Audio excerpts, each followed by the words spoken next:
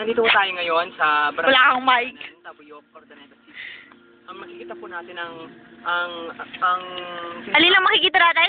lang dulot ng bagyong Pepeng. Wala namang napinsala ah. Nakikita niyo po.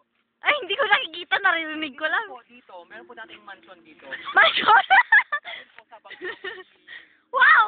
Pepeng, na-wash out po siya. Wow! Asan na yung mansion? Meron po kalakas ang bagyong Pepeng.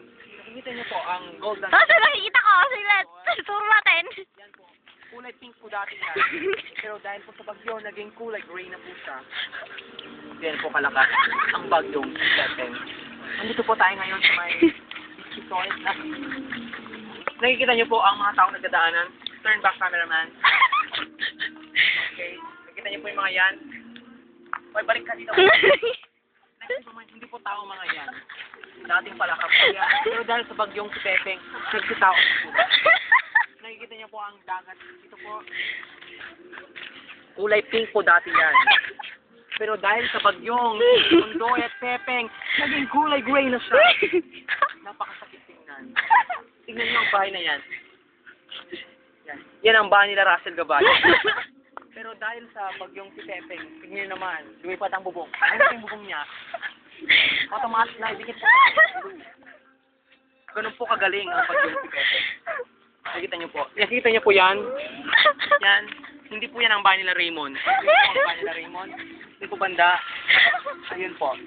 Punta po tayo ngayon sa isang lugar na lubos na binayo ng bagyong si Pepeng. Punta po tayo ngayon sa Tabuyok, ang sityo ng Kayambanan, parte ng Ordaneta.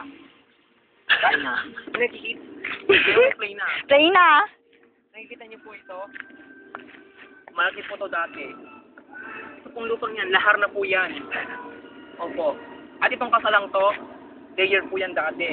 Pero dahil sa bagyong Pepeng, na-wash out po, bumalik po sa dati. Ganyan po kalala ang bagyong Pepeng.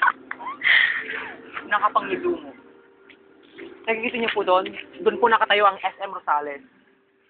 Pero dahil sa bagyong si Pepeng, SM na lang mangga. Nakikita niyo yung mangga doon?